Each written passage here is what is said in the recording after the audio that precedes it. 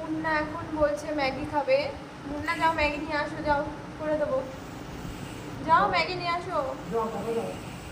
আমি পয়সা দেবো, তারপর মুন্না আমাকে, মানে আমি পয়সা দেবো, তারপরে মুন্না নিয়ে আসবে, ওই টাকায় আমি ওকে ম্যাগি রান্না করে খাওয়াবো। ও বৌদিকে এরকম ভালোবাসে।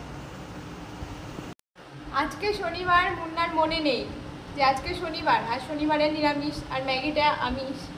ওর জন্য মুন্নার মনে নেই।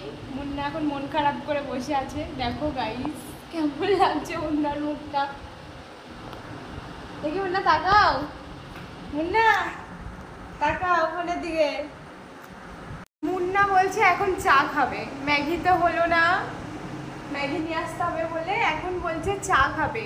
আমি বলেছি করে দিতে পারবো না, কারণ এখন রাত হয়ে গেছে অনেক, রাতে চা খেলে ঘুম আসবে না। ওর জন্য মুন্না বলছে এখন আমাকে চা করে দাও।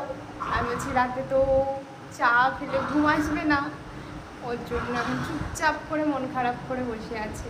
তাও বলছে না যে এখন একটু আমি তোমাকে খাওয়াচ্ছি, তাও কিছু বলছে, এখন চুপচাপ করে বসে আছে।